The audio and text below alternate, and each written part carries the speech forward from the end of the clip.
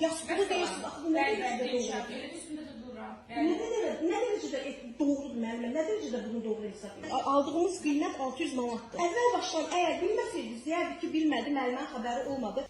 Paytaxtın Pirallahı rayonunda 231 nömrəli tam orta məktəbdə iddialara görə pedaqoji kollektiv aralarında pul toplayıb məktəb direktoruna hədiyyə almaq qərarına gəlirlər. 600 manatlıq birdə. Ancaq bundan xəbər tutan məktəbin direktoru Lamiyə xanım qəzəblənir. Deyir ki, mənə dilənçi payı lazım deyil. Sanki yasa pul yazdırırsınız, aranızda belə pul toplamısınız. Və müəllim kollektivinə iradlarını bildirir. Bununla bağlı səs yazısı yayılıb. Məsələ ilə bağlı adı çəkilən məktəbin qarşısındayıq. Ancaq həftə sonu olduğu üçün qapı bağlıdır və biz direktordan və müəllimlərdən mövqe öyrənə bilmirik. Birlikdə zaten uşaqların 1 manatlarını da ora qoymuşuq. Yəni kollektivə bir hörmətsizlik, Hörmətsizlik falan deyil, hörmətsizlik siz mənə eləmişsiniz.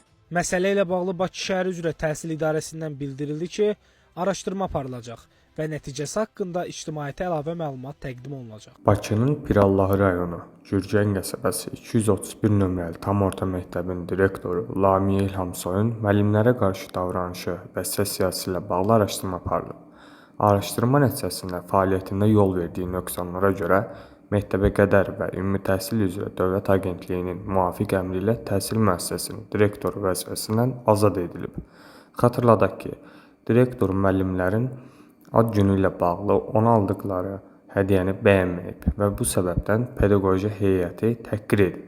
O müəllimlərə mənə dilənçi payı lazım deyil deyə irad bildirib. Bütün bunlar yayılan səs yazısında əks olunub.